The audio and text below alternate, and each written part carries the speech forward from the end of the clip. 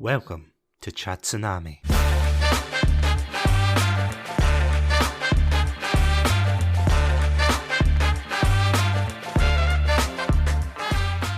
Hello everybody and welcome to another episode of Satsunami. I'm Satsunami and joining me today for the shocking terror is, well, hopefully still my friend after this harrowing experience, the one and only Adam. Adam, are you there? Please tell me you're there. I am indeed. Despite global warming's best efforts, I did make it here today to discuss this film. So here, let's leave it at that. Yeah, I was going to say, is that not just an inconvenient truth? You could say that. But you shouldn't. You'd be like, 15 years too late now? Yeah, I mean, the damage is done. I feel as if both with this film. I was going to say, are you talking about global warming or Birdemic here? Yeah. So welcome to the very first serious episode on global warming in Satsunami. Nah, I'm only kidding, yeah. As you can see by the screen, by the title, whatever way you're listening to this, yeah, we are talking about the infamous Birdemic. Shock and terror. Not just shock, not just terror. Shock and terror. Does it need like an extra heading? Probably. I suppose it's like when you go to a fast food place and they're like, do you want chips and a Coke with that? And you're like, I mean, the burger would be alright, but which is probably like a detriment to fast food places now. But this is like if you went to a fast food place and the burger was just like two stale, like, bits of loaf with no burger in the middle, and then the carton of fries is empty and it's moldy. And then the drink is like rainwater that somebody pours into your hands. You really did not like it. Even then, I'm probably giving that too much credit. Yeah, as you can tell, this is one of Adam's favourite films of all time. It's definitely in his top, 100,000. Oh, yeah, definitely. It's in my top 10,000, yeah. Yeah, oh, absolutely. So yeah, to kind of give you a bit of a backstory, yeah, I was probably the one to discover this film first. Is that safe to assume? Or did you hear about that? Yeah, okay. I don't know, actually, when did you discover it? Probably the time it came out, or if not, maybe a year or two later. It was around the same time that The Room was getting popular. So, for those of you who don't know what The Room is, of course, a very bad film. Is that right to kind of say? Or poorly acted film. Directed. I mean, it's bad in a lot of ways. Oh, it's yeah. more than just the acting as well. Mm-hmm. Yeah, it's like a very bad film, directed by a guy called Tommy Wiseau, sorry. It's one of it's one of those. One of those pronunciations. Just take take it back. And yeah, it's one of those films that everyone at the time jumped on. All the critics at the time, all the YouTubers were saying, "Oh, it's terrible." And then Birdemic came out, and it was even worse. I could safely say that Birdemic is 110% worse than The Room, because at least The Room is kind of competently filmed. Don't get me wrong, The Room is not a great film, but because of The Room, so I'm semi-blaming The Room for making this film popular, because it kind of set... Honestly, would it be safe to assume that The Room was the catalyst for introducing bad films to people? Probably. I think recently, I think you could maybe give that title to what's it called, Plan 9 from Outer Space, the old... I think that's maybe that's probably the granddaddy of this kind of bad movie. Mm-hmm. And people, but I can't remember when that got popular, because I think that was maybe the 80s or 90s. Yeah, that one got popular. So I think maybe for a modern, the Room is probably the modern equivalent of Plan 9. Mm-hmm. But it's certainly if you're making a Mount Rushmore of bad films, and Tommy Wiseau's face screaming what the hell's the girl's name? I've actually forgotten. What, Lisa? Him screaming Lisa is etched into the Mount Rushmore of bad films. He's certainly up there. Yeah, honestly, it makes... Let me put it this way. Birdemic makes The Room look like a James Cameron film. Birdemic is the bird shit that's on the Mount Rushmore of bad films. Oh, yeah, as you can tell, Adam really did not like this film. There's only going to be more to come because you did not like this film at This all. might not. This is not. This is going to be a not safe for work episode. I think. Yeah, this is not. This is going to be filled with spoilers if you genuinely, if you do care about that, want to watch it Don't yourself. care. Don't Like, care. yeah, yeah, they all die in Birdemic, reign supreme. I Um, wish they all died. Maybe it would have redeemed the film slightly for me. oh, honestly, I feel as if Birdemic is one of those experiences that. See if you think you have things going well in life and you're having a good run, watch Birdemic. Because it's free on YouTube and it will make you question life. I do think that. But It's the same way, like waterboarding. I'm sure is an experience. yeah, only Birdemic's more of a visceral experience, Yeah. isn't it? Yeah. I think I'd rather go through waterboarding to be honest than watch it again. I honestly can't believe you hated this film. Like, It's as much. Like, I get how why. can you not hate this film? I don't get how people don't hate this film with the passion I have. There's nothing. I'm just going to spot. There's nothing redeeming about this film. I can't think of a single thing that I think. You know what? I'm glad I watched it for that reason. There's nothing. Do you want to explain what this film's about? Because I feel as if you'll probably do it more justice than I will explain. Are you ready? Are you ready? Okay. Here Yeah, we go. go for it. Okay, here we go. All seriousness. Do you know what this film's about? What is it about? It's about the dangerous effects of global warming and how humans are the real monsters in Earth. And that's like this is an ego project for some guy who's never seen a film in his life and doesn't know the single thing about making a film, but was like, you know what? I've got all the qualifications. This is a vanity project, plain and simple, and he can shove all the environmental message he wants in. But no, that's the premise for this film.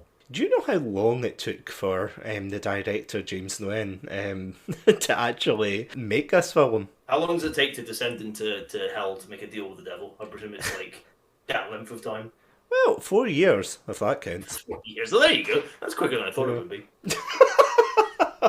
Yeah, it's not so much it was stuck in production hell. To an extent. Literal hell. Yeah, literal hell. 4 years for it to come out like that. But as I was saying before, the only reason I heard about this film really was just because of like films like The Room and things that were getting popular at the time. So it was like, okay, I'll check it out. And I think I've watched it twice since then. It's like the first time was out of curiosity, to which I regretted it. The second time was trying to get someone else to watch it to share my pain. And I think the third time now was rewatching it with you. To be like, yeah, please watch this and share in my pain.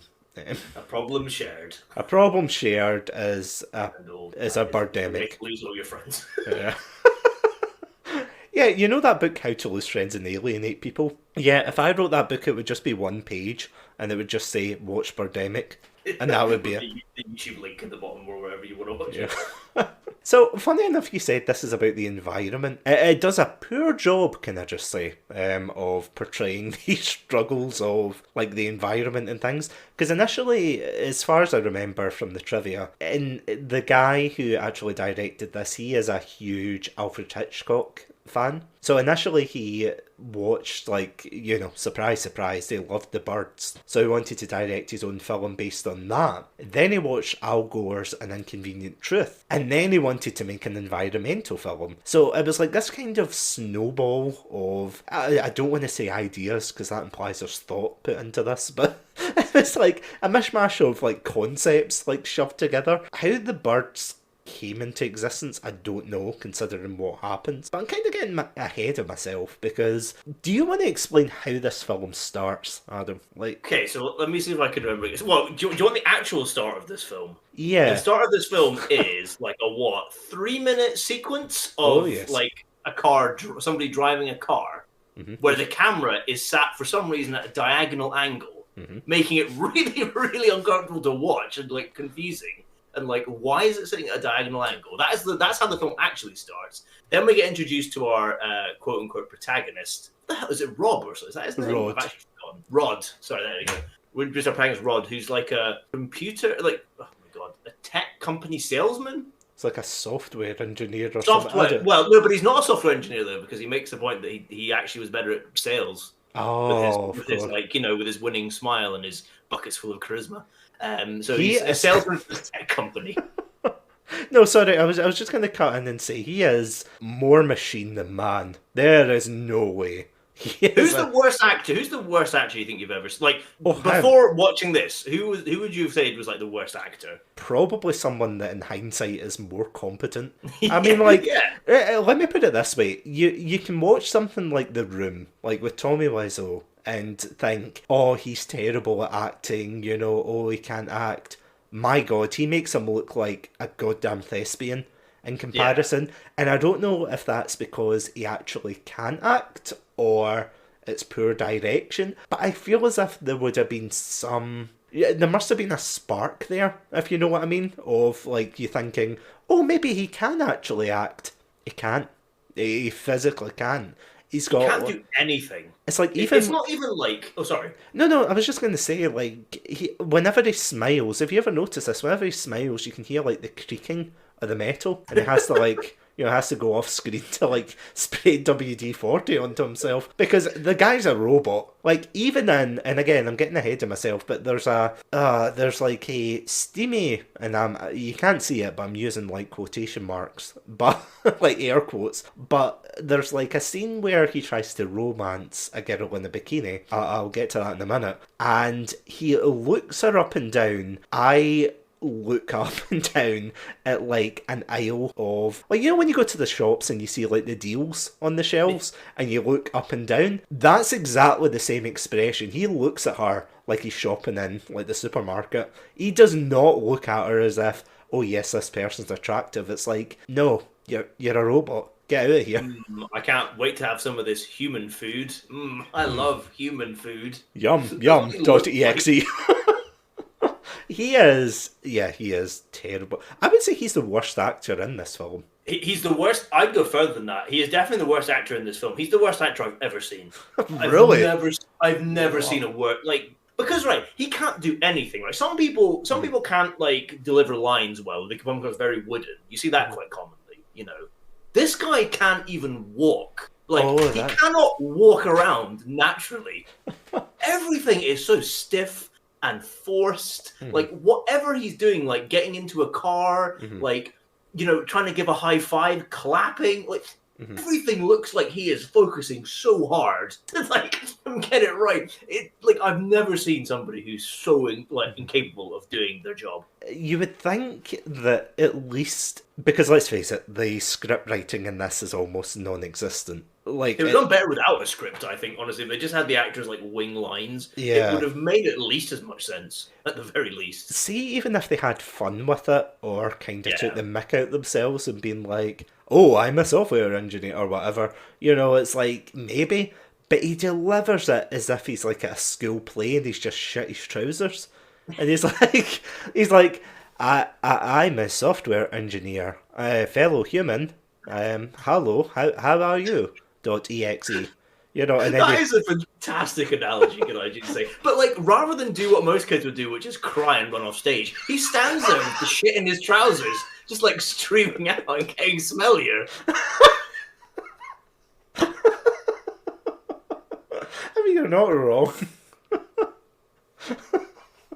Sorry, keep going. No, keep going. I'm just going to. I don't know if I had a point there, but like, I just loved your analogy so much, so I was like, I just have to add to it. I mean, you're not wrong. It's just he's just there, and he's just so creepy at times. Yeah. And again, I'm not trying to be too harsh on the person. Like I'm sure maybe he's a nice guy in real life and everything. Like again, like whenever I criticize an actor, I don't want to be like, oh, they must be in a terrible person, but like he's a terrible actor, at least in this film. Maybe he's gotten better, but as far as I could see in IMDb, he hasn't really done much since, other than the sequel. I think he did like a couple of things, but nothing like groundbreaking as far as I know. Okay, watching this performance, what do you see that you're like, oh, he can build on that? Nothing. Is there anything that makes you think you get better than that? Well, Adam, I'm an optimist. I believe. Hell, you're an optimist. Since when? Well, you suggested this film which disproves your theory. Oh well, 2 seconds ago. I have since. So sorry, this is my YouTube like apology video. I'm like, let me get my fake tears in. I'm just going to be like, I'm sorry, guys. I didn't mean it. I didn't mean to include Birdemic in my suggestions. But yes, Birdemic. Back to the film. Yeah, I'm just thinking of the very beginning. So, like, to frame what you were saying, the first 3 minutes is him driving, which, very environmentally friendly, of course. And which, funny enough, later on in the film, he talks about his like car, saying that it's a Ford Mustang, which is a plug-in hybrid. Fun fact: that model at the time of filming, I think it's only recently, but apparently, I can't believe it. Apparently, that model doesn't exist or didn't exist at the time. I think it's only recently that they've started to make it. So it's like, why would you lie about something like that? Just It's not even that. He then gives a ridiculous like the miles per gallon that it apparently gets. It's not something like 1,000 or something. He's like, oh yeah, it goes 1,000 miles per gallon, like for your yeah, okay. whatever ridiculous thing. It's like it's not even just like the lie that it's not a car. Then just make up the most ridiculous statistics for it. So you're just like, well, that's clearly fake. Like, Yeah, he just like pulls it out his backside, and you're like, why? Do you know what it feels like? It feels as if he's like a human teleprompter. Like, literally, all he spouts are facts. He doesn't speak like a real human. And I know, like, you're probably thinking when you're listening to this, you think, oh yeah, I've seen films that, there's bad acting, there's bad delivery. But at least, like, at the very least, think of the worst actor you can. No, not even close. But even thinking of the worst actor you can, at least when they deliver the lines, there's some kind of, like, reason behind the script. Like, they'll say, oh, it's for information or things. This guy literally on a date, like, just starts, and I think this is how you described it when you were watching it and you were texting me and you said, he flirts as if he's reading out his resume. Like saying, well, I worked at this company for so many years, and yes, I would like a loyal wife. Yes, I think my partner would be very nice. Yes.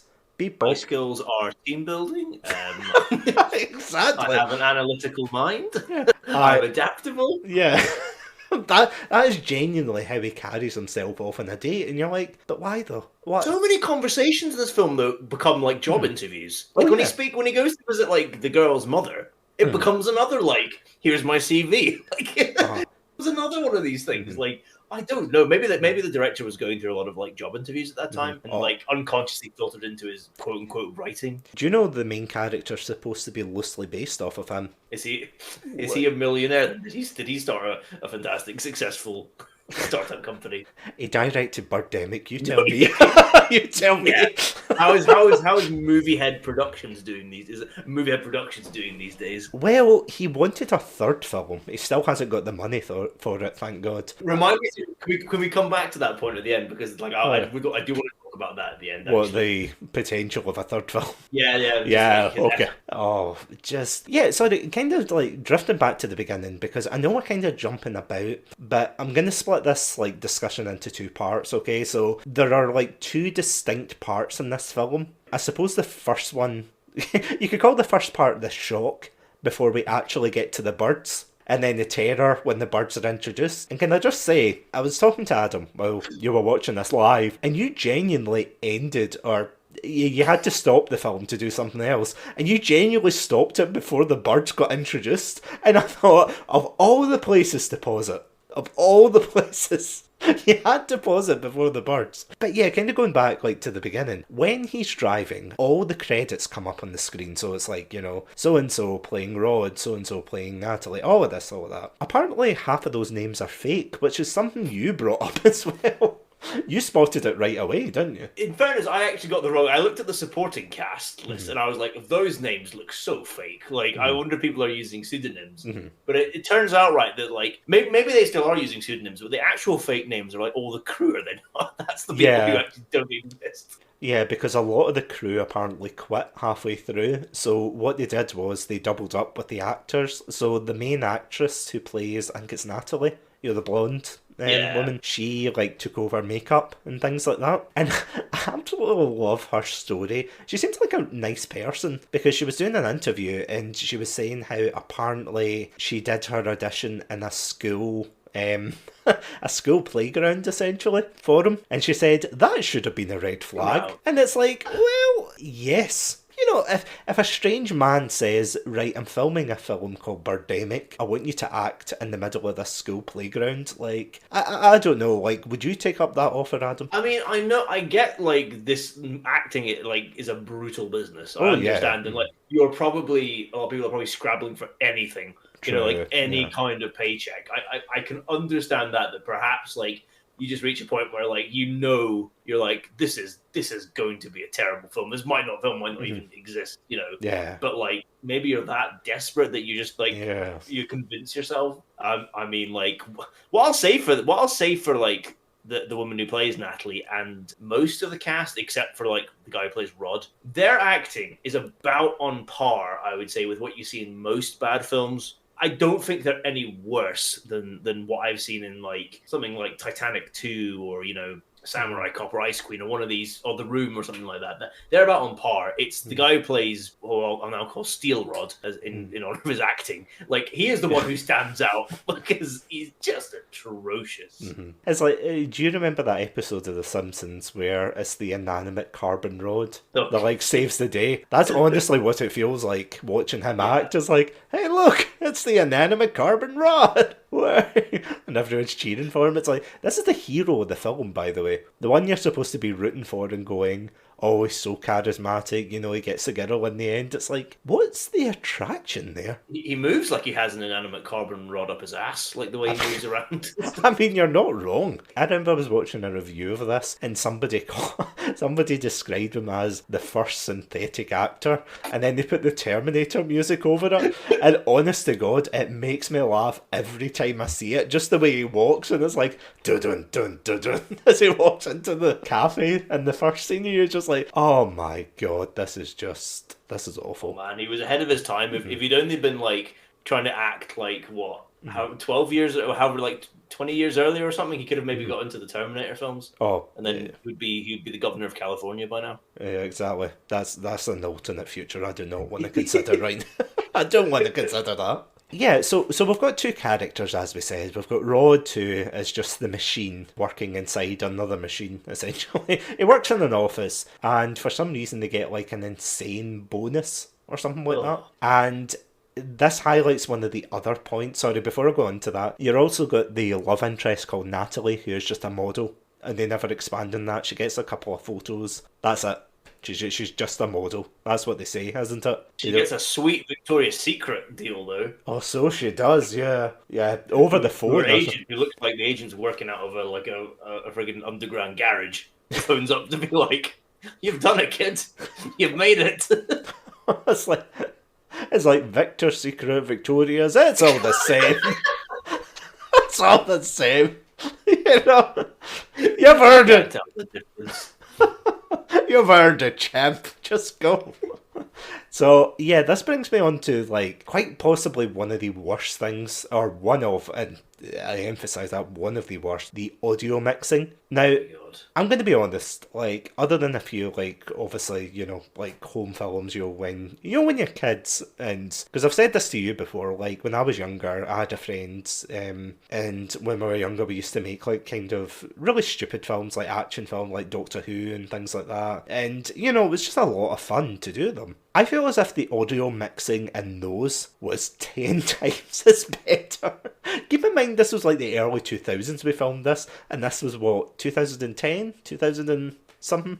Yeah.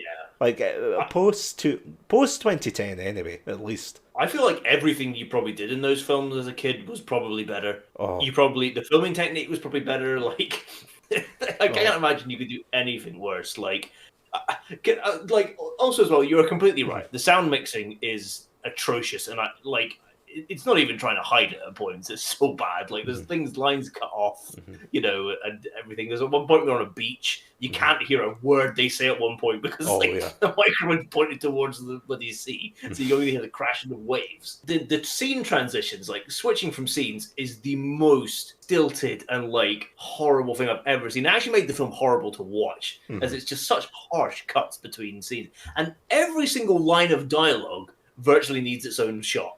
Like when they're talking in the when they first meet in this they meet outside a cafe, don't they? Yeah. He goes Oh no, he running goes after her. in though. He goes in into the first. cafe, yeah, Yeah. but like then he like starts spying on her in that romantic way. Oh yeah, yeah. The films tell you it's a romantic thing, but Oh it's actually totally. incredibly creepy. But then he chases her out afterwards, and they have a conversation on the street. They like every line of dialogue has to have its own scene, and it keeps switching back and forth, and it's horrible to watch. It's like put them both in the same shot and have them just talk naturally, as natural as that guy as Steel Rod can be. But, the filming is incompetent. Like that's why I joked earlier, but I'm genuinely convinced Mr.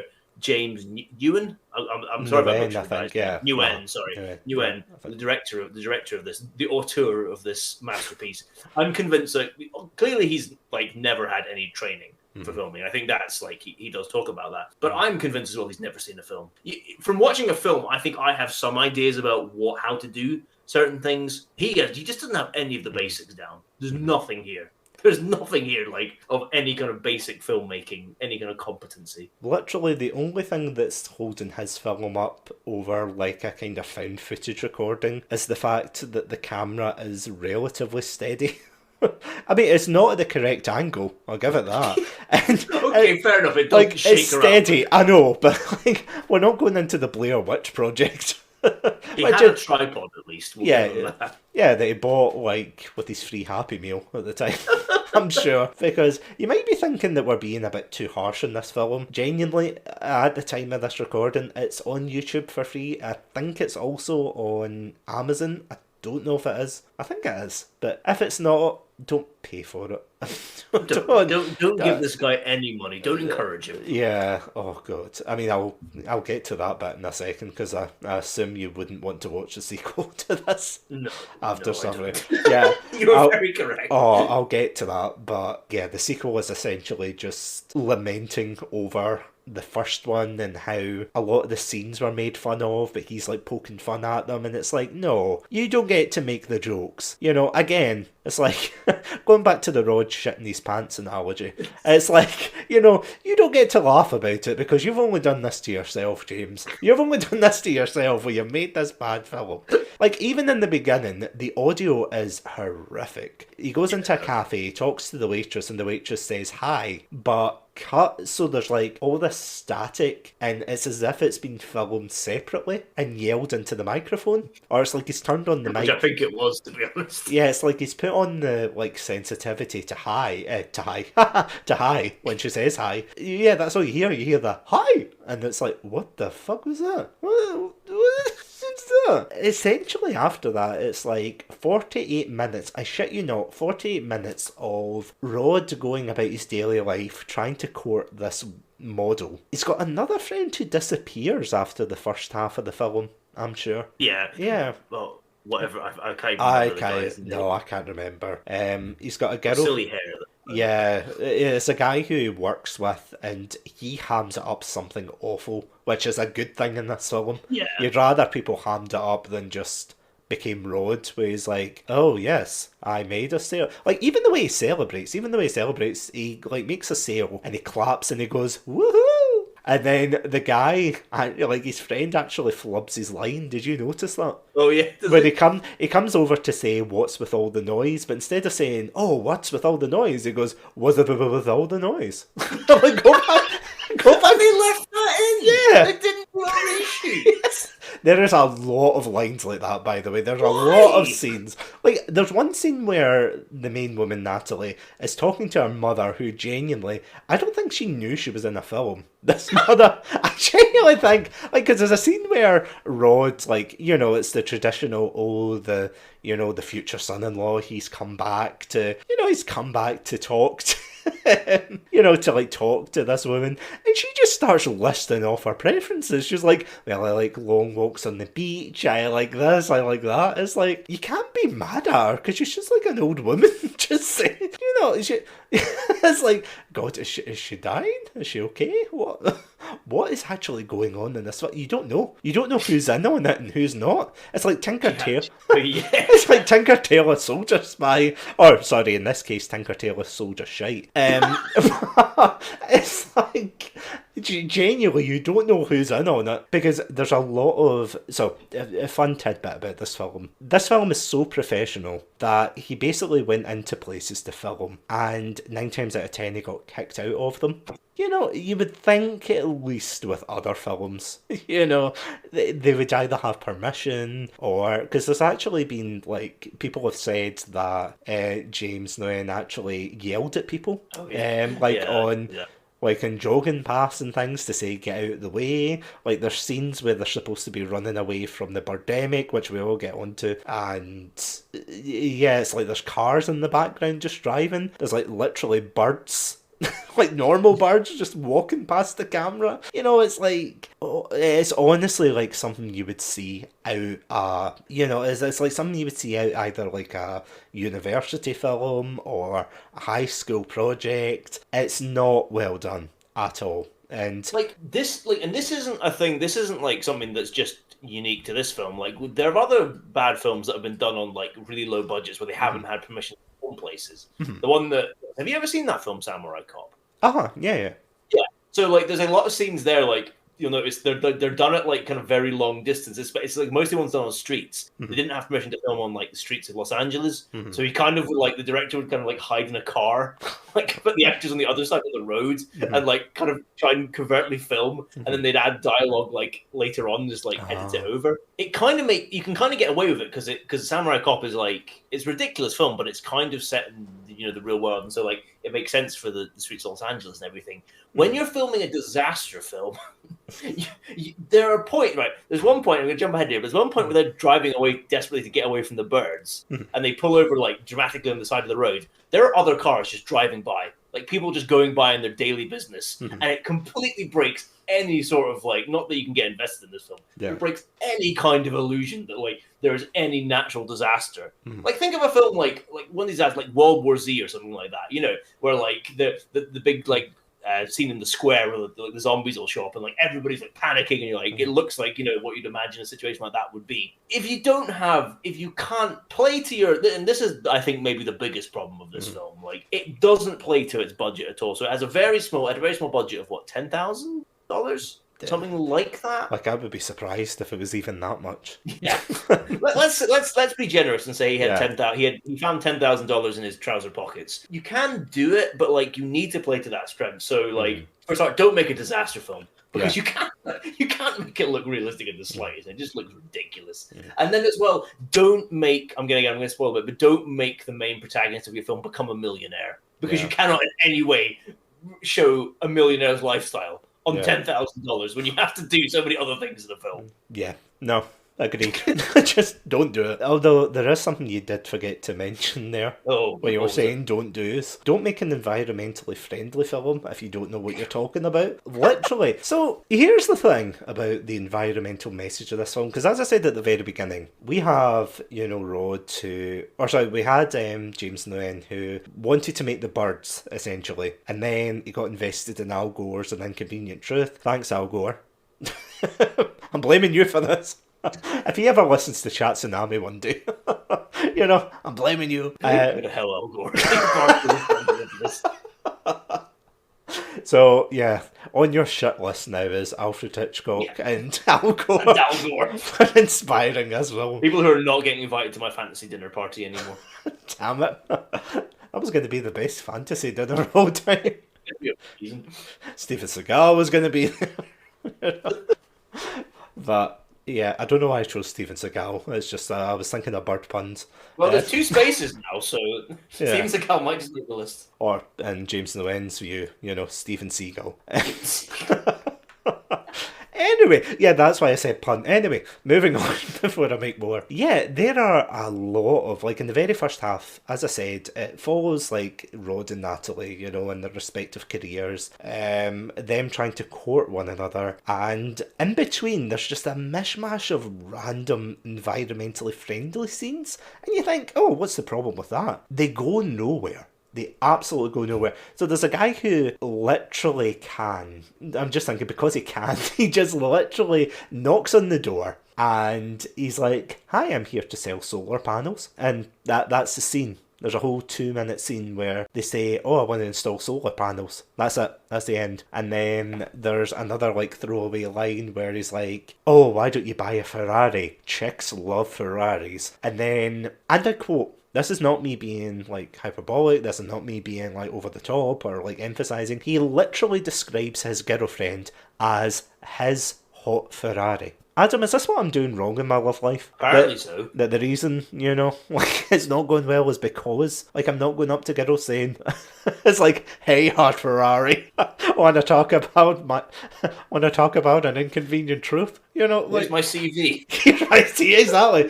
Here's my CV of everything that I've done in my life. It's like, wait, yeah, you've done nothing but talk about Birdemic. It's like, and I'll do it again. Birdemic is a film directed by James Lynn. It's like, Oh, when can I meet you for that second date? yeah, and he actually gets the second date. That's the Okay. thing. That he takes her to, which I was howling when you pointed this out. He takes her to the second date, and he doesn't tell her what the restaurant is, does he? God. Yeah, he just was like, "I know this great Vietnamese restaurant. Okay, can't wait to see you." And the conversation ends. Yeah, I was like, great. And then they go to the restaurant, and it's a Thai restaurant. Yeah, it has like a Thai food. Oh my god, that's amazing.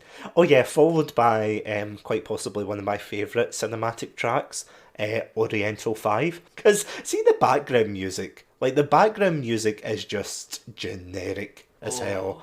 Like you've got the kind of upbeat music at the beginning, as I said, you've got the generic music in the restaurant, you've got the generic just generic. It's like, I mean, don't get me wrong, it fits Rod's personality to a T.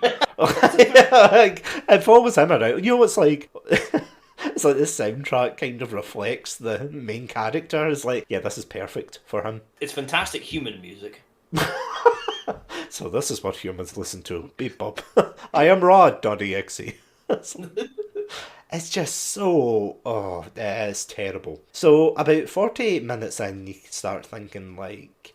Oh yeah, sorry, before like we go into the actual Birdemic, two things. First of all, remember how I was talking about just a couple of minutes ago there about the environmental stuff? There's like other weird like cutaway scenes where it's like a news anchor talking about like environmental things. It's like the polar bear population is slowly declining, and you're like, okay. No. It's not a news anchor. Can I interrupt you? Sorry. It's not a news anchor. It's the top half of a torso of a news anchor. You're not wrong. It's kind of ironic. Do you think that was actually, do you think that was an artistic decision that it's like a symbolic of the rising tides Yes. slowly drowning her out the film? I can't see what else it could be other than a very well-crafted metaphor Oh, for exactly. global warming. I mean, there's even a date scene where... Oh, God. There's literally a scene when they go on a double date, and weirdly enough, it's one of the only scenes they don't play out to its fullest. Like, they don't show you the date, they just show you them going into a cinema, and then they come out of the cinema, and it's really weird, because this is... So, Rod and his new girlfriend go on a double date with a guy from his work, and this is like the last scene they're in together, and they come out the cinema and they're like, "Wow, that was a great movie, An Inconvenient Truth. See, I told you." And it's like, right, Adam, I've got a question for you. Have you ever taken... let me put it this way. Would you ever take someone on a date to An Inconvenient Truth? I mean, I never double had date, that brain. no less. I never had that brainwave to ever do that. But also, have you ever gone to watch a film with somebody and then come out and been like, "Wow, that was a great film," and then listed the name of the film title? Wow. You know what the film is. You just went to see it with the person. You don't need exposition. I'm pretty sure that's how I felt with Detective Pikachu. I was like, wow, what a great film, Detective Pikachu. I'll never... Insert name of film Yeah, here. I'll I never- really enjoyed it. Yes, I'll never kick a rat again. It's like, what? And also, just one thing. You know the girlfriend of Rod's friend? She keeps wearing a thing, like a t-shirt that says Imagine Peace, which, correct me if I'm wrong, but is that not Yoko Ono's like website or something like that? Is that what that is? I think it is. I could be wrong, but I'm sure that's what it was, or what they listed it as. Is she wearing that because she's Asian? Like, and I mean, is No, that why the character is that why the character is given that? do you know what the weird thing is? She's got a poster of it, and quite possibly, quite No, possibly. no. Don't you dare give it credit and call it a poster. It's an A4 print off. Don't you dare call it a poster. Oh, sorry, I forgot your family was in the printing business. How dare you insult the craft? The master. You get, the blacksmiths and everything, and the printers. You know what? You're not wrong. I mean, Vistaprint must be rolling in their graves just now. They're still in business, aren't they? I can make that joke. Oh, yeah. Yeah, thank God. Okay, right. I'm sure things will find them. It's like, after this episode, Vistaprint has now gone out of business. It's like, oh shit, what have I done? So yeah, the A4 print on the motel wall.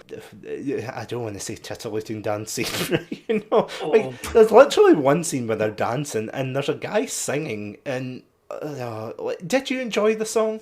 No, okay. He's not only singing, he is doing all of the instrumental work and backed up with his voice. There's no band there. He's doing everything. This guy is a magician. Also, as well, can we before we go past, can we not brush by the other dance scene where they're in a quote unquote club and it is just like a blurry like background and they're just like the awkward dancing, of which the guy can't do either. He can't convincingly dance either. There's another cross against his ability to act. Apparently they filmed like a lot of those scenes after hours. So like when the pub and everything was closed. It shows. Yeah, it definitely shows. I honestly think he was the best part of the film, that singer. Oh yeah. He was good. Like, he was actually a good singer and it was a catchy tune. But that's honestly as far as I would go. Do you know what? Yeah, I hope he got like some money for this. I hope at least anything. Even a Happy Meal. A free lunch. I hope something. Well, apparently this was catered by 7-Eleven, this film.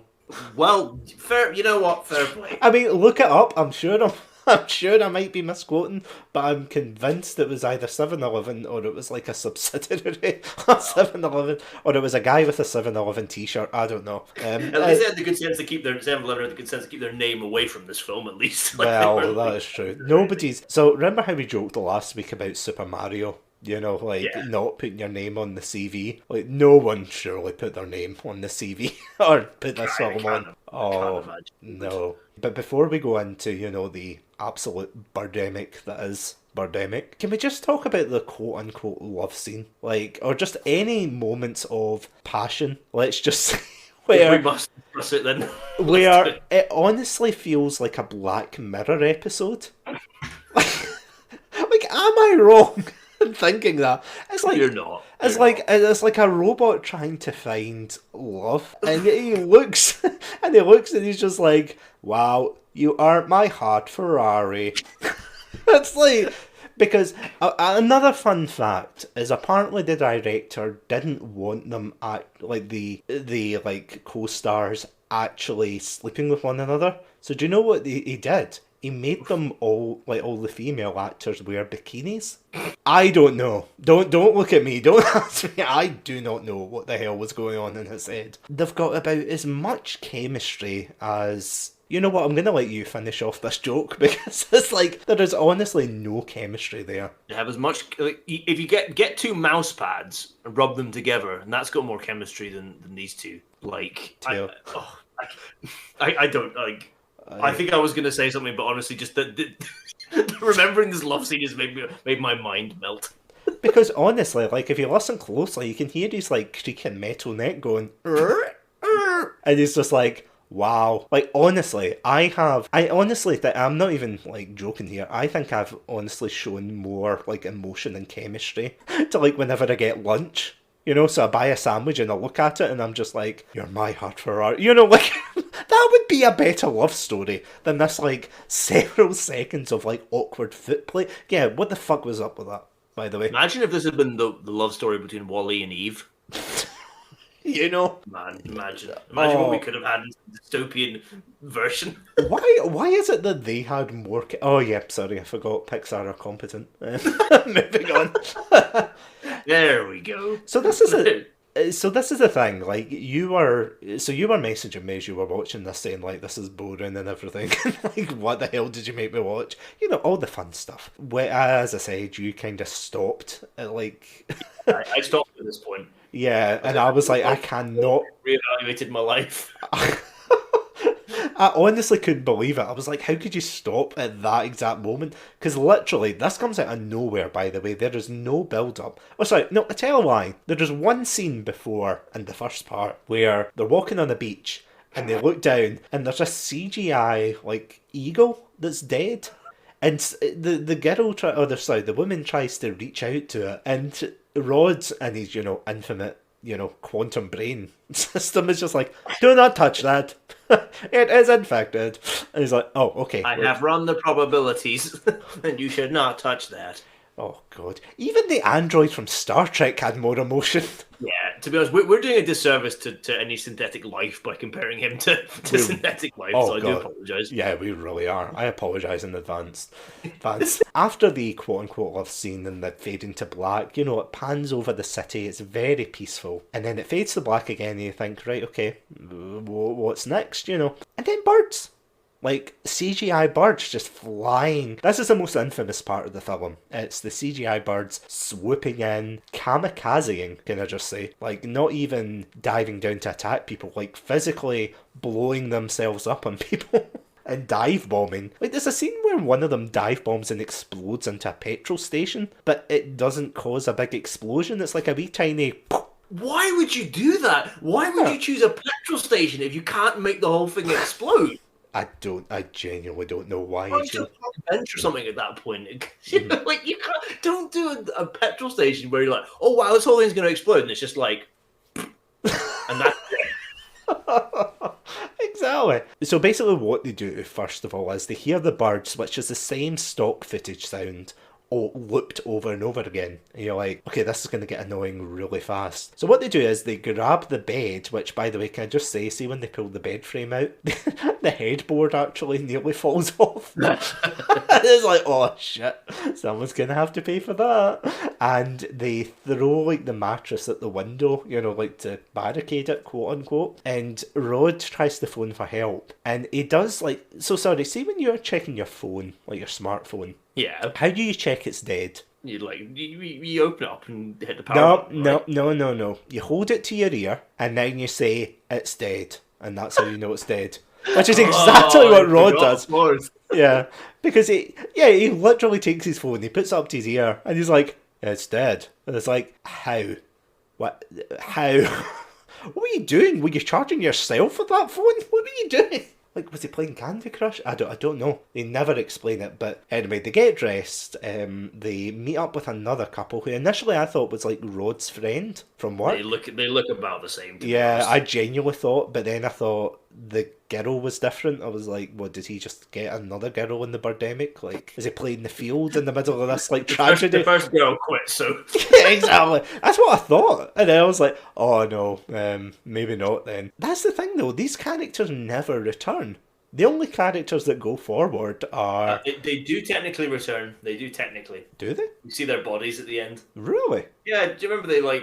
I mean, I don't know if you want to jump, but when near the end, when they drive to the lighthouse, they see a car that's parked in a of course, and then they jump out, and then it's both of them. So like, the birds attacked, they parked their car, and then got killed. I mean, to be fair, if I was in this film, I would also park my car and just open the windows and be like, now. "Yeah, take me now."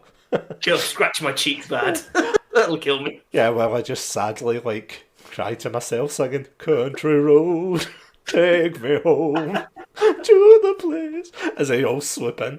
That would be a more fitting death than just being killed off screen. Oh, but yeah, this leads to one of the apparently the more improvised scenes, can I just say, which is when they try to fight off the birds with coat hangers. Apparently that wasn't in the script, it was just like an improvised thing that James Nguyen went with. I've got an idea, guys. Run with me here. And then, of course, the Jesus. What's the most ineffective weapon you could grab? Try. I know these wire coat hangers. Oh yeah, and it somehow fends them off until they get a like an I mean, if assault only the rifle. birds didn't just hover in place and not Oh move, it would be more of a challenge, I'm sure. yeah, they literally are just like pasted over the screen. Like even in scenes where they're supposed to be like under, they're Yeah. always at the forefront. It's like if you know anything about layering, let's say that like But, okay, can we go oh back to the budget of this film, right? You've yeah. got a limited budget, okay. Why are you making a film that requires, like, effects and requires quite a lot of effects to do? Why aren't you doing like if you want to do this for whatever reason you want to do like this apocalyptic film, why aren't you doing something like Zombies where Mhm, you can just put crappy cheap makeup on people, mhm. and it doesn't look great, but it looks better than whatever the hell this Microsoft clip art is that he's like pasted onto the screen for these birds. Well, fun fact about that actually, in the sequel to this, spoilers, but who's going to care about spoilers for Birdemic? But in the sequel, they do something similar, and it's so stupid. It's like he just like rolls into the stupidity where it's like the eagles attack, then there's Neanderthals that get resurrected, then there's zombies. It's even worse than the first one. Like at least the first one, you can kind of laugh at it. It's like the second one's just like it's that way where it's like someone makes a joke, it's funny the first time, they make exactly the same joke the second time, and it's not funny. But then they're like, "Ha, jokes on them. I was just pretending to be stupid." It's like, no, you've made a fool of yourself already twice. It's like, stop.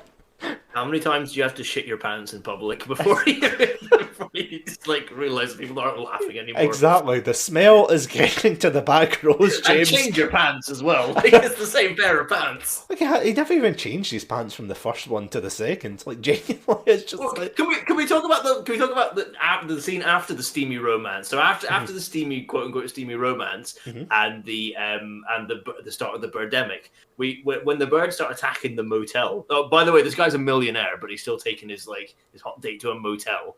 as you do. Well, As is you that not do what when you're a millionaires millionaire. usually do with No, their that's lovers? true.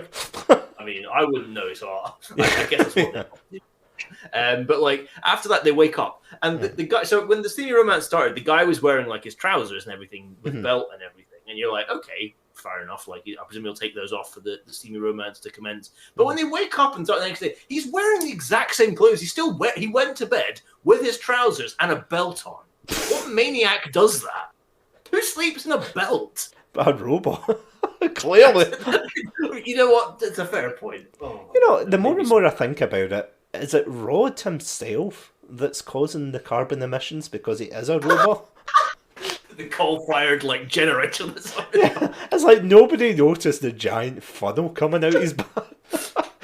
Just why the birds keep that's what set the wood on fire. Yeah, exactly. When the sparks came out of the coal fire. Sorry, I just want to reiterate, the actor is just a normal guy in the film.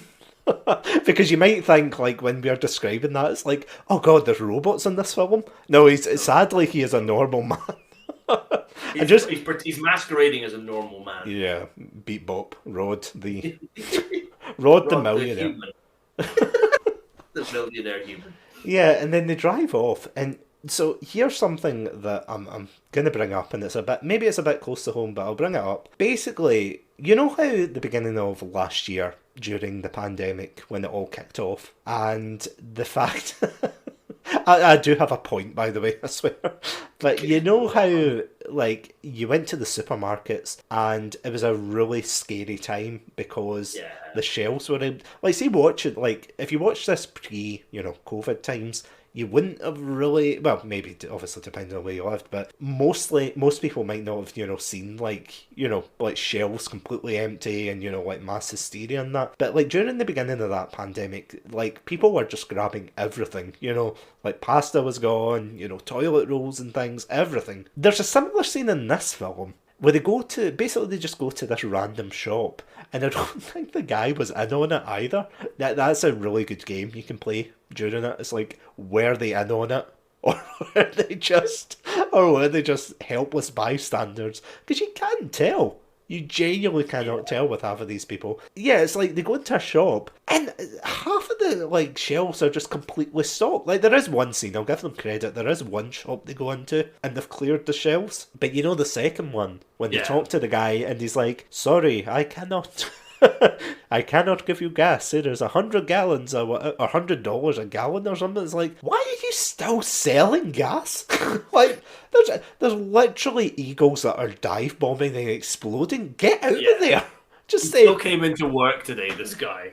And he's And their credit card machine still works, even though phones don't apparently work anymore. God bless America. Don't worry, the international financial system is still running. Yeah. Wall Street is still going. Yeah, it reminds me of that level of. Do you remember in Call of Duty, the third Modern Warfare game? It's like you have to fight your way through Wall Street, and it's like, my God, this is American if I've ever seen it. God bless. God bless. But it's exactly the same thing. It's like, well, not fighting your way through Wall Street, but fighting your way, like, past these guys or these eagles. And the eagle lore, if you want to call it that, kind of changes at a whim. Have you ever did you notice that? Probably hard to miss, but I like, didn't realize there was a lore. like, I mean, they go from not so much a lore, more like what they can do. So they go from being, just attacking to blowing themselves up to attacking again. They spit acid at one point. Oh god, yeah. They slit throats, which is hilarious. They literally like dive bomb out of nowhere and slit some guy's throats. Like, what the way? Yeah, like, how?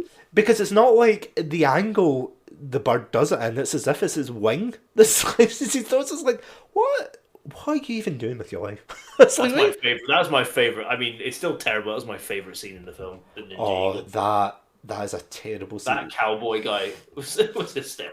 That was so confusing, that scene. That's basically throughout the second part of the film when they're trying to escape the birds, they just hop from like place to place. They kidnap a couple of children, which I was absolutely, I was howling when I heard someone say in the comments. Like, so there's a scene where they're shooting in the air trying to get the birds, away from them. Yeah. As they take like these two children from this like abandoned car, one of which is in the boot. Can I just say? They rescued this kid from a serial killer, I believe. Yeah, and the other one's hiding underneath, like yelling, saying, "Oh, I want a Happy Meal." It's like, get on the car. And they're like shooting in the air. And the reason I was laughing at this was because in the background they filmed this beside a busy road, and someone in the comments for like the YouTube version of this said, "Can you imagine? Right, you're going to work, you're driving by, you turn to your right, and what do you see?"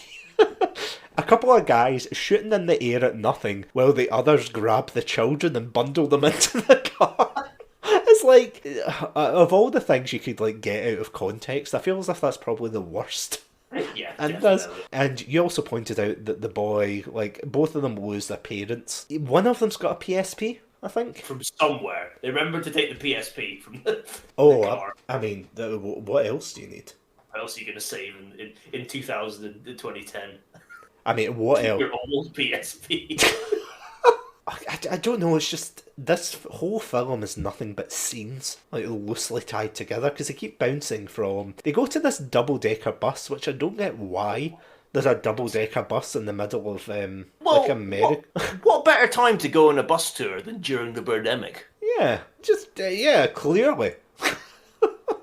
Like, I mean, there's no allusion to, like, saying, oh, the National Guard are out, or obviously I know they wouldn't film that, but you know what I mean? It's like, there's no allusion to, oh, there's, like, help on the way, or someone's doing this or that, like, it feels as if everyone's just on their own, and you're like, just a couple of psychos, really, isn't it? I mean, you've hit another nail on the head here, like, there is no flow to this film at all, like, as you say, it literally feels just like random scenes. Like, I'm pretty sure, like, they may have just filmed scenes and then just jumbled them up and be like, let's put them in this order. There's no real flow to it as well. And the pacing within scenes itself is awful. Like, it's terrible. There is so much, like, going back to the scene where the solar panel salesman comes in, which is, as you say, a completely useless, like, series of scenes. But there's one scene where they walk outside Rod's house, and it goes on for so long.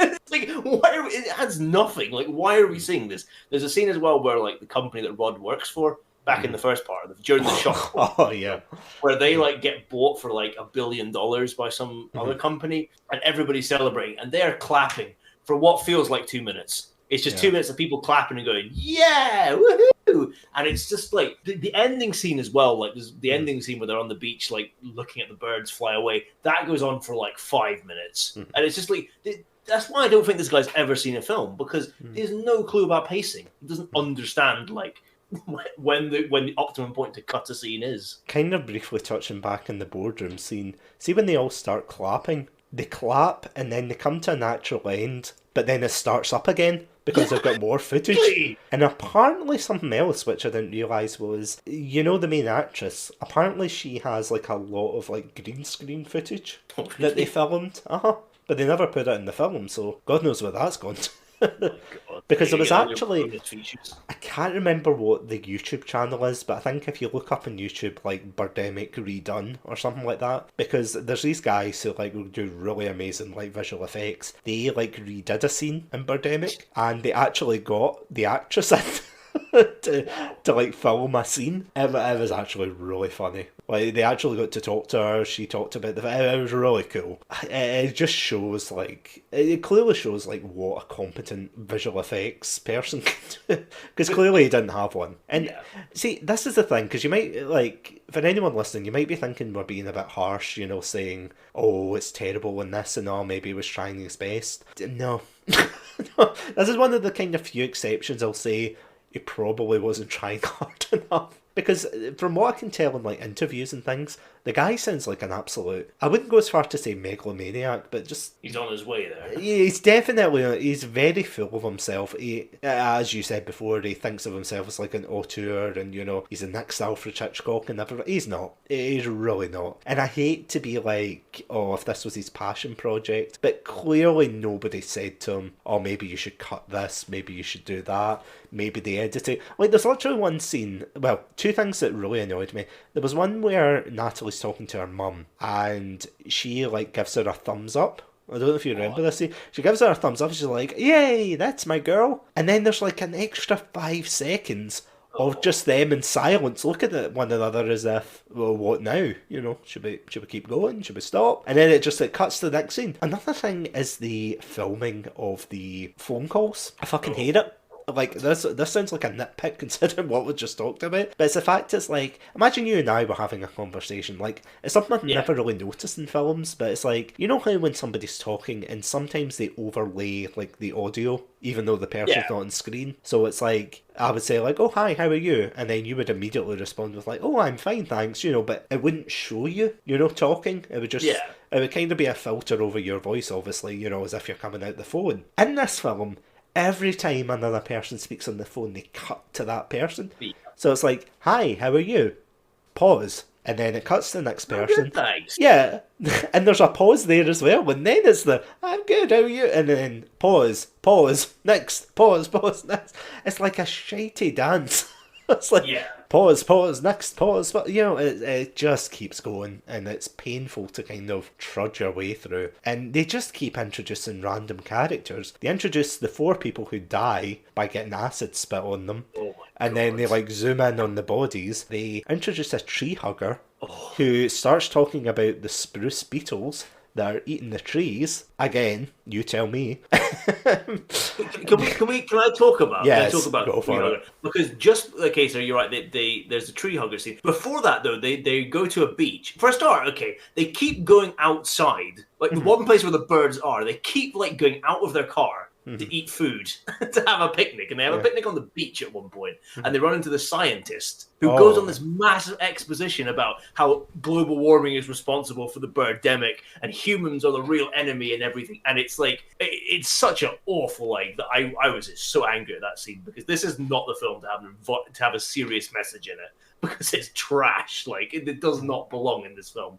Okay, fine, you liked Inconvenient Truth, good, like, you know, donate some money to Greenpeace or something. Don't shove the environmental message into your shitty film. But so we have that whole bit of exposition. Then we get to the tree hugger, who does the exact same thing again, and does more exposition about why global warming is responsible and why human beings are the real enemy. And then to end the tree hugger scene, a mountain lion shows up. It's like that old Shakespeare joke where exit pursued by bear. It's exit pursued by roar of a mountain lion.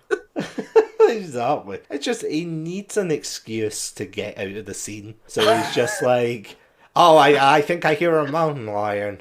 A mountain lion was airdropped into the scene Yeah. to get the characters to move along. Oh, God. And then the forest goes on fire. Why does the forest go on fire? Were you not paying attention to the half-torso anchor woman? but she never mentioned anything about forest fire, did I think she did.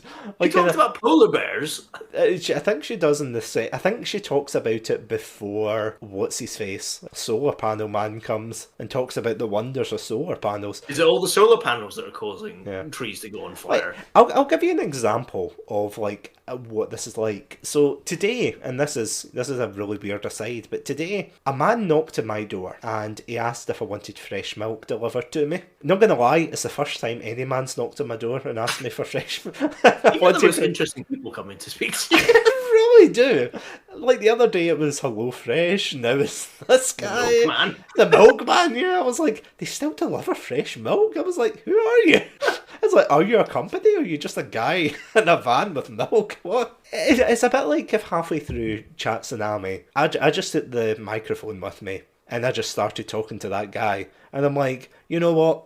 Tell me about your milk enterprise. Tell me what the schedule's like. Tell me. And for a good 5 minutes we'd be talking about that. And I would say, it's a bit expensive. You know, can you shave a bit off? And they'd be like, for you, sir, £2 off. And I'd be like, that's great. That's exactly. I'm not even like joking here. That's exactly what. That's exactly how the scene plays out for the solar panel guy. It's like completely unnecessary. Does not add anything to the film. He never returns. I mean, even Natalie doesn't even care about her own mum. Yeah. Like she literally just is just like, oh yeah, we got to get away from the Birdemic. No, like, oh, how's my mum? Is she okay? Nothing. Like, was she in He ran into the milkman again. Yeah. He was living in the trees and he was like, do you know what's killing the milkman business? Global warming. Stop. Human beings are the real enemies of milk. Oh, God. And just going back quickly to the cowboy man. Oh, God. Oh, so there's basically a scene where even though there's cars in the background and birds in the background, like normal birds, not like CGI ones. Yeah, birds that aren't taking part in the Birdemic. There's a couple of birds at points that are just in the sky. It's like, oh my God. So this guy comes up to them and says like, oh, can you give me some gas? I'm running low. And he says, sorry, that's our last tank and everything. And like gets really huffy, you know, and he's like, but we can give you, like they're really nice about it. They're like, oh, but we can give you a lift. And he's like, no, you're gonna give me some gas now. And that's the way he speaks. It's like, I'm not even being funny here. It's like, it really is the way to like he kind of mumbles through his third chin. He's like, you're gonna give me some gas now. And he brings out a like revolver. He takes the spare. Change your mind. Yeah, he takes the spare petrol, and as he's holding it, an eagle a CGI one, mind, swoops in, slices his neck, and then he falls. And what they do, instead of grabbing the gas canister that's clearly there, they leave it. Yeah. Oh, that made me so mad. That's it. It's like it's literally there. Like the guy's dead. There's no one around. The eagle's flown off. He was in arm's reach of it and he doesn't touch it. To which later on in the film he goes, damn it, we're out of gas. And it's like, gee, I wonder how we could have fixed this problem. Oh yeah! Just before the cowboy man gets his throat slit. Okay, so he gets the gas can off them. He starts backing up, but he's walking the opposite direction from his car. He just keeps backing, like, so he's his car's like run out of gas in front and they drive up behind him and he comes from his car to them. He then gets the gas from the boot and he just keeps backing up, like the complete wrong direction. It's like, where are you going? Are you just going to walk to town with this gas? Honestly, I think the weirder thing is the fact that he thinks that Rod, Natalie and 2 children with a PSP are much of a threat. Imagine if he demanded the PSP as well. I'll have the gas and that PSP. No, you monster! Shut up, kid. Shut up, give it to me. It's like, I know. What was the game on the? I can't think of a game on the P. I want to play God of War, whatever. That's implying there's games on the PSP. Come on, man. Hey. This is coming from someone who didn't own a PSP, so please be gentle. If you're going to message me, please be gentle because I've never owned it. But it's the fact as well, like, I can imagine him actually going through and shooting Rod, and then, like, he turned round and he's just got, like, half a Terminator face. Also sent back in time to stop the Birdemic. Or something, I don't know, stop global warming. Oh, God. By murdering Rod in his coal generator. It's too late. That's why he was taking the gas. He was like, I'll take Rod's fuel supply. And then there's like a weird scene though. Like, see, after that, that's when they break down, isn't it? Oh, yeah, is that, Damn it, we're out of gas. Oh, God, is that the light? Oh, fuck, I've actually Or forgotten. the beach, yeah. Aye, it's the beach, yeah. They go fishing. Yeah, for some reason they go fishing and cook. And here's a weird, like, a fun yet weird plot hole for you. Apparently, in the sequel, they only have the other kid, like the boy. They don't have the girl. And the way they play it off is they say that the little girl gets food poisoning from the fish and died. She doesn't eat the fish, can I just say? Also, surely it would be the bloody seaweed that kills her, because they get seaweed off the beach and just throw it into the pan. Oh, Don't yeah. do that. Don't do that, kids. Like, that can't be good for you. I mean, salt water aside, that can't be. You can't just. I know you can eat seaweed, but like usually it's not a particular kind and stuff. You don't just go to the beach and go, here's a handful of seaweed, throw it in some water, and be like, there we go. Also, when he puts the fish in, he never bothers to gut the fish or debone it, take the skin off. He just throws it into the pan, and then it comes out like perfectly cooked and cut up and ready to eat. It's like, oh my god. What did they have? Do you want me to be invested in your film, James Nguyen? It's like, did he have a sous chef or something in the boot? I was like, why, thank you. I've been. Oh no, if they'd only taken another car, they would have found the sous chef. Exactly. And then the film just ends. Oh my god. The film literally just ends. It's like, why? That's 5 minutes of them staring at the sky. Yeah, as the birds fly away, and they literally say, "Oh, the birds, they're going back." Do you know what it reminds me of? And I feel bad to tarnish the name of War of the Worlds, but it's almost like my reaction to the first viewing of War of the Worlds. Oh yeah.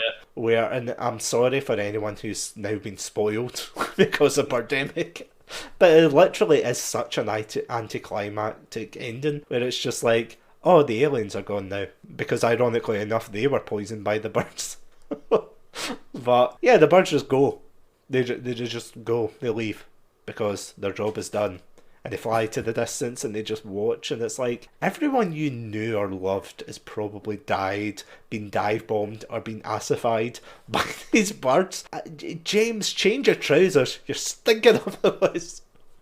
Those trousers are full of it's pouring out the bottom now of the trousers, it's pouring out the top, it's coming out the pockets. Oh, it's just a shit tsunami. But imagine if War of the Worlds had ended, right? Okay, imagine if War of the Worlds had ended, and rather than the Martians being poisoned, they decided to leave. But so they hop into their spacecraft, and then the spacecraft just stay on screen, and it's like, oh, they're going. Because that's what the birds do. Like, they don't. You very generously said they fly away. What happens is they stay on the screen and occasionally flap their wings. Oh yeah. Don't move.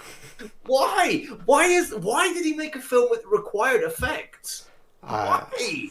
Because he loved Alfred Hitchcock, apparently. Oh my god! Because he saw the poster for the birds. I'm like, I'm going to be a film director. Do you want to watch the film, James? No. No, I've got everything I need. Just give me a camera and an inanimate carbon rod, and I'll be all good. You rang? My name is Rod. Pleasure to meet you. Oh my god. Maybe that's where all the effects went into. To make Rod. Animating Rod. To make him the most realistic thing about this film. How much coal can you buy for $10,000? We need to find out. Because I'm not being funny. I don't want to be cruel to people, but I'm going to be cruel to people. No, usually, I wouldn't usually be cruel to someone, but given Rod's character, there is no, way someone would be attracted to that. Surely not. Surely. Even if he's a millionaire. I don't know if there's anybody out there who has, gone on a date and said, oh yeah, I knew he was the one for me when he brought out his Windows Excel, Microsoft Excel spreadsheet and said, "This is me. These are the hobbies I like to work on." It's 7 years strong. It's tale as old as time. No, No, absolutely not. No, romance, no. Like, people make the joke, oh, it's a better love story than Twilight. People should be saying it's a better love story than Birdemic. There is no love here. There's no love for the audio mixing. There's no love for the editing. There's no love from the actors, for obvious reasons. There is no love here. See, this is the thing, and this is why I'm personally going very harsh on him, is because he actually had the gall to trademark an actual term for this film. What was it? Romantic thriller. James Nguyen, go to hell. Screw you. It was something, I'm sure that's the one that he trademarked. I'm sure it was that. Has he ever met a human woman? Nothing in this film makes me think he has. I mean, he's yelled at a female woman. Oh, Does okay, that count? that's true. That's true. He is the god and savior of incels. Yeah. Jesus Christ. I mean, considering, as I said before, considering he wanted his, female stars to dress in bikinis in case they were promiscuous with the other co-stars, there's just such a disconnect there. You're just kind of like, come on, come on. Like, don't... James, bad. Get out of here. Also, something that I only just learned, before coming on, because I was actually looking for... So, as you can see, I was looking for a poster to put up for Birdemic, which is surprisingly hard to find. And what I didn't realise was he has a 48-page memoir on Amazon. Wow. I'm not... Look it up right now. I am dead serious. It's about $9 to $19, something like that. For 4 pages? Honestly, maybe it's longer, but a lot of the reviews say things like he basically... It's half pictures and half his stuff. Pictures?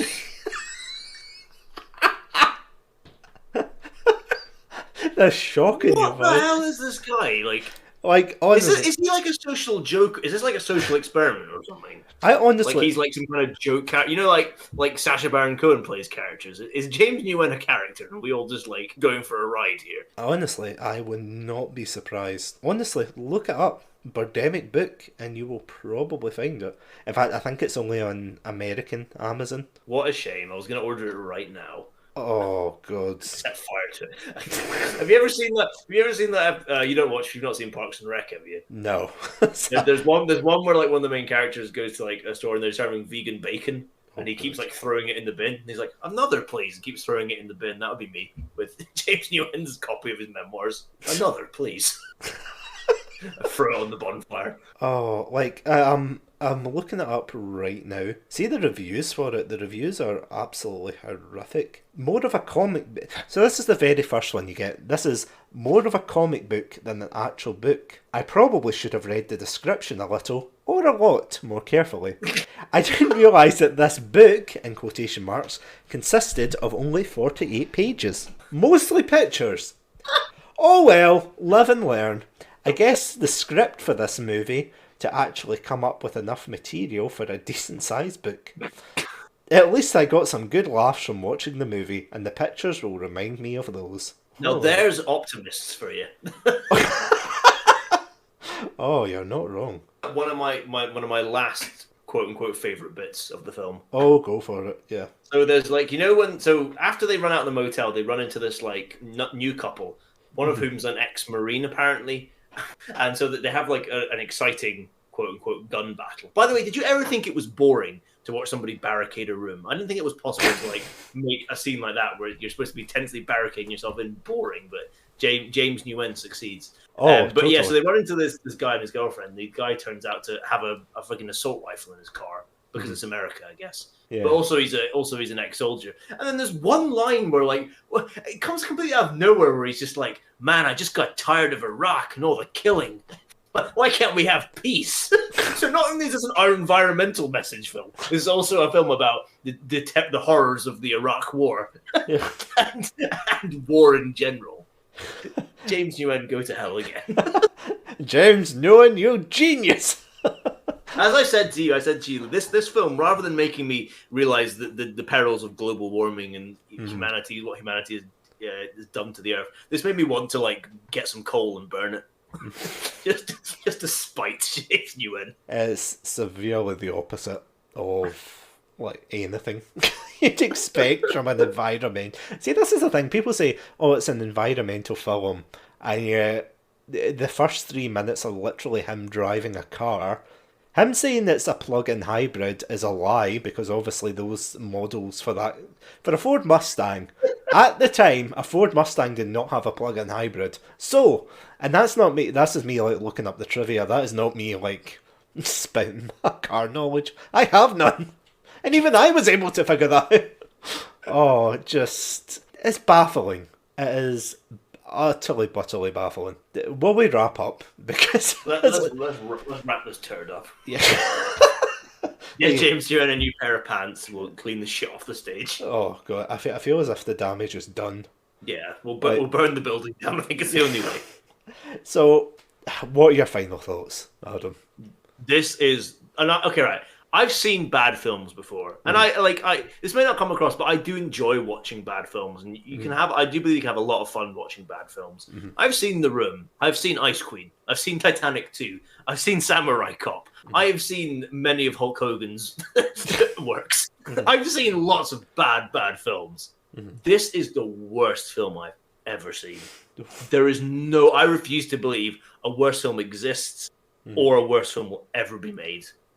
And it's purely from the acting and everything is terrible as well, but it's so incompetently made that is the thing that kills it for me, like more than anything. Like it's just made by a guy who just has no clue about any of the basics of filmmaking, and that's why, above all else, it is trash. Don't watch this film. Don't encourage him. You know what? You're not wrong. Put that on the box, James Newen. Yeah. Don't watch this, Adam 2021. Now, this is the thing. Like, I'm going to follow up on that because I too am a connoisseur of bad films as well. Like Samurai Cop, The Room, all of the above.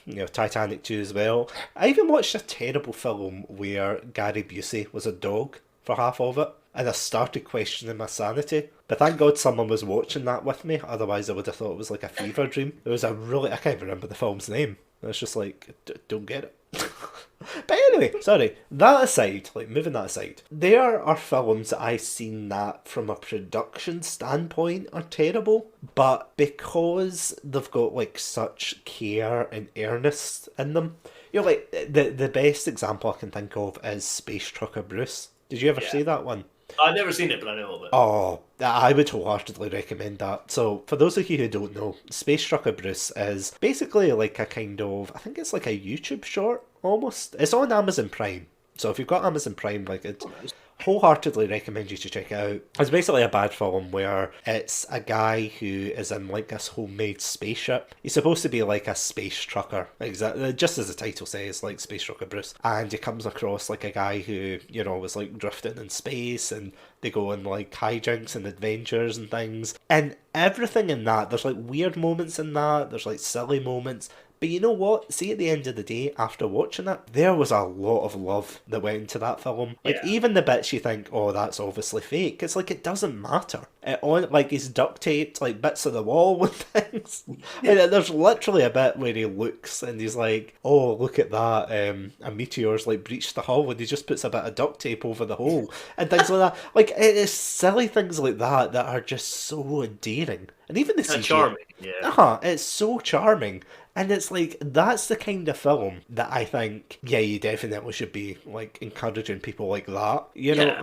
I think the worst thing, though, kind of a final point, but the worst thing is when a film series gets too full of itself and it realises it's bad. Because another example, before I go on about Birdemic 2, is Samurai Cop. Oh, now, I haven't seen the sequel, but from what I've heard from people and from what I saw of, the trailer, it looks like it's got, a bigger budget, but unfortunately, it falls into the view of, oh no, it's, self-referential humour, and it's it's not fun. Do you know what Birdemic 2 reminds me of? So as we said, Birdemic 1, if Birdemic 1 is James Nguyen shitting himself on stage, Imagine Birdemic 2 is like, you're cleaning the stage, you're nearly done, you've nearly got the shit out of the stage, and then he comes back tap dancing towards the stage, and he's going to shit himself again. And you're like, James, no.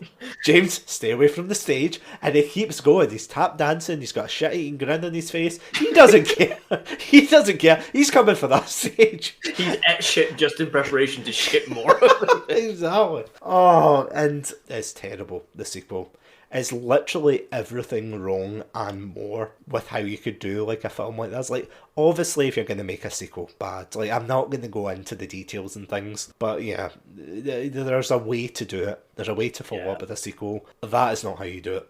That is definitely not how you do it. Like, the CGI is still bad. There's just nonsensical nonsense. There's nonsense in Birdemic, but at least you can give him the benefit of the doubt that he just went for it without a template. Yeah. Whereas in this, like, he knew what he was doing and he still went ahead with it. So you're like, I don't get it. I don't get it, James. Why'd you do it? He knowingly shat himself. Rather than maybe accidentally, unintentionally shat himself. Yeah, it's like you can hear the tapping of the night as he comes towards your stage. It's like, James, no, James! And then that's it. He brought a fan with him as well. Just Oh, Jesus. Can I quickly say though, like, absolutely, one thing of this whole sordid shitty saga has restored my faith slightly in humanity. Mm-hmm. So he's been trying to finance a third one of these films, and because he's a serious filmmaker and everything, he went straight to Indiegogo to try and fund it. So his goal was to reach $500,000. Good joke there. Yeah. But so that was his aim to reach. Do you know how much he managed to raise? $50. No, slightly more. He raised $596. He then went on to Kickstarter. And he was a bit more right. He learned his lesson. He was like, okay, right, maybe I asked for too much there. So he only asked for $200,000 this time. How much do you think he made? 200. Maybe? Yeah, $230. Oh my God. So this is the only thing that has restored my faith in humanity, that people are now seeing this guy for what he is, which is a blight. A blight of shit. Jesus. As I said, it's one thing to make a bad film and, you get cult stuff. Because, I mean, look at The Room. For all the cult status it has, it's like, they never made a Room to... No, sorry, I take that back entirely, because he did make things after that. He did try to, yeah. Also, the other guys made some stuff, and it gets into that territory that you were talking about, where it's like... self-referential. Literally trying to... Like the guy... Who's the other guy in it? Was it Greg something? I've forgotten the guy's name. Yeah. I know He made a film called Best Friends / Best Fiends, which I actually went to a screening of that where he was there, and it's literally the definition of having your cake and eating it, and that he's tried to make a serious film, but also he's cast Tommy Wiseau in it. I remember that. I haven't seen it, but I know the one you're talking about. It's awful. It's in 2 parts, and don't watch it. It's terrible. Is it really? It's terrible. It's not Birdemic bad. Yeah. Because there is some stuff in it that you're like, that's quite funny, but it's not a good film. Avoid that. Okay, I'm writing it down. Okay. Job for the day. Do not... Get milk from the milkman.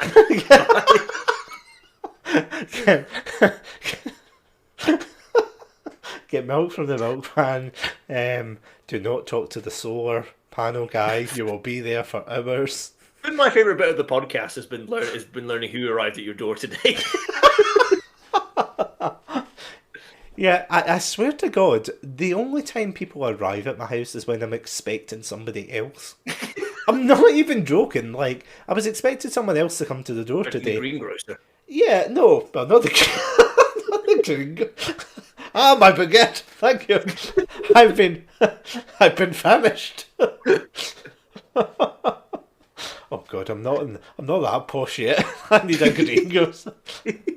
Oh God, yeah. Not even a Tesco shop, my way. God. I think it should be a recurring feature now. Who's showing up at Satsunami's door today? There have been a colourful cast, I'm not going to lie. You could probably make a terrible film of all of them. Oh, honestly, yeah. It's who have been my lockdown chums? Oh, Jesus Christ. We have the milkman, we have the Hello Fresh guy, we have people asking for charity money. Yeah, that's another thing, but That's another Satsunami for another day. Another one. Oh, just, yeah. Fun times. And yeah, somehow that encounter was still more memorable than half the stuff in Birdemic. It had better flow to it. Yeah, it did, yeah. The acting was better. Oh my god. The only thing I would say about Birdemic is if you are going to watch it with friends. Don't be the one to suggest it, though. Just be like, oh, I picked it out a random hat. You know what you should do? Write Birdemic on about 5 different pieces of paper, fold them up, put them into a hat, choose it, and then go, oh, who put Birdemic in? You know? That's genius. And then, yeah, nobody takes the blame. It's like, do you remember the firing squads where they only had one real bullet? Oh, yeah. It's a bit like that, where nobody knows who, like, put Birdemic in. Maybe we all put Birdemic in. Mutually assured destruction. And on that note, yeah. Yeah, if you're going to watch it with friends. If not, just don't. Just don't do it. So yeah, once again, Adam, thank you so much for, yeah, thank you for enduring the film and actually watching I it. have myself to blame for this because I was like, oh, because obviously you mentioned it to me before, and I was like, why don't we do it? So I only have myself to blame for what happened, but you're welcome. It's appreciated. As always, Adam, thank you so much for joining me on the Birdemic Shock and Terror mobile. As always, guys, stay safe, stay awesome, and most importantly, if James Nguyen starts knocking on your door offering you a job, make loud bird noises and he will go away. Trust me, I know from experience. You're like, oh, you don't want to come in here, James. There's so much global warming. Oh god, the fossil fuels. I think I hear a mountain lion. Oh no! James, just before you arrived, global warming and the war in Iraq came in. They're just hanging around in the couch. You don't want to come in here. Can I just say, sorry, flipping back very, very quickly, that doctor just said jargon words. He's just like, global warming and the fossil fuels and the... So yeah, sorry, I'm going to cut it off before I get back into it. We'll start again. Yeah, so yeah, as always, stay hydrated. Bye guys. Bye-bye.